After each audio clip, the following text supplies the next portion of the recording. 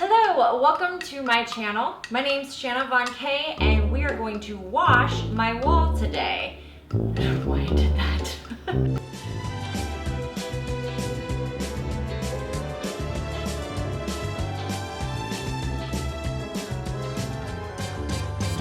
It is really dirty, and you know how I know it's dirty?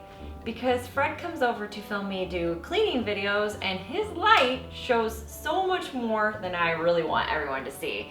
So it is time for us to clean this wall. I would suggest not using a towel like this because the dyes can come off. This one's been washed multiple times, probably wouldn't, but to show you by example, I'm not gonna use this towel. I would save this for a countertop. What you want is a white towel so that you don't have to worry about the dye or anything coming off onto a wall, especially if your wall is white.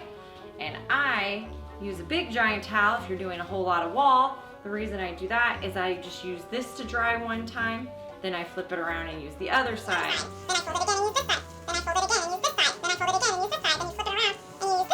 Keep doing it until the towel is extremely dirty and you will see. So that's why I'm not gonna use this one.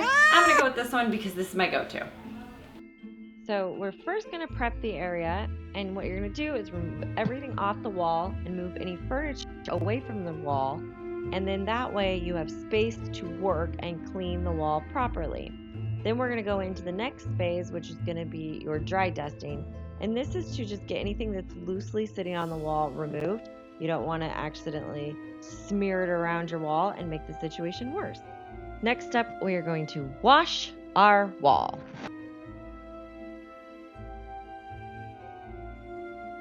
So here I'm using a flathead mop, and this is if you have a really tall ceiling to reach up there.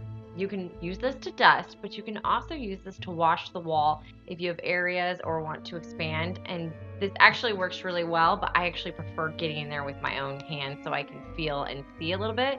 But in high reached areas, it's perfect for that. Then we're gonna go ahead and get our bucket filled up with hot water, and then we put a couple of splashes of Dawn dish soap. You can barely see me do it there, but I did, I promise. That's where the bubbles are coming from. All right, we are ready to go. Let's get to my wall.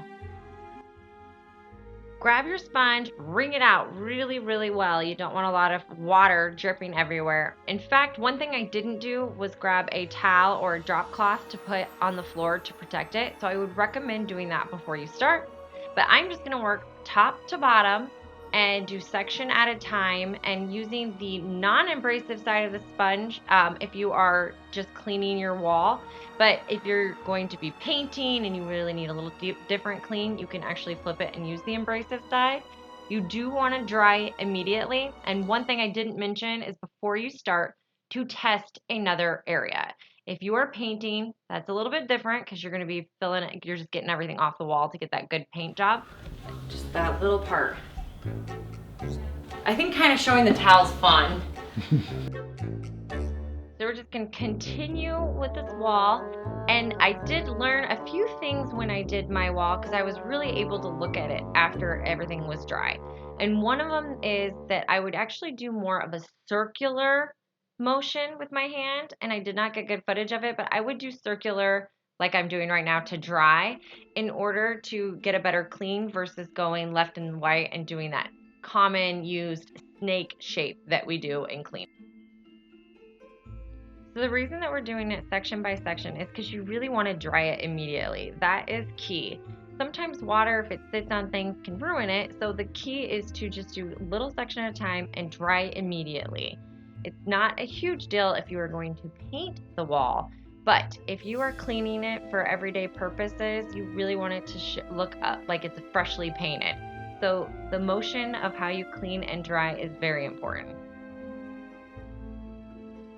You always want to test some place that maybe is hidden behind furniture or that's at the bottom bar toward the baseboard in a very just kind of hidden area that if you did see that the paint couldn't withstand washing, then you will know that you'll have to go a different way. But I just continue this throughout and I record the rest of me doing it. But I am going to tell you a few things that I learned after actually washing my wall and living in my home and seeing things. But first, I wanted to show you the towel, and you can see how dirty it is. Not very well because it's hard to pick up, but you could see that, right? I find it so fascinating, possibly a little bit embarrassing, but then I think we all live in our homes. Let's get over the fact that our homes are dirty, but we can enjoy a clean home when we get the chance. So I like the idea of hitting it a second time, kind of with just water and doing like a rinse. And before the rinse, this is a good time if you have any tough spots or grease stains to clean those up with baking soda, magic eraser, or white chalk. Just leave them on the stain, let them soak up a little bit, and then buff it off. But again, you do want to test the area. Not all of those will work on every paint, and all of our houses have different paints, so you do want to actually do a little research and make sure you understand what paint you're using on your walls and what you're trying to clean with, because you don't want to take or use anything that will take the paint off the wall or discolor or change it in any way. So do a little research, and if you know what paint you're using in your house, that will come in handy. I hope that helps. The wall isn't perfect. That wasn't necessarily my goal because I know that I'm going to be painting. But I was wrong. I actually did not paint my wall. So basically, I just left it like that, and it will have to be cleaned again before I do decide to paint, which now I put that off, and we all know how that goes. Mine was safe. We did it. The wall's clean. I definitely am happy about it. You will see this as a background wall in a lot of my videos. So now I can actually film here without being like, I can't film a cleaning video with a dirty wall. I have to clean it up a bit. So anyway, thank you so much for watching.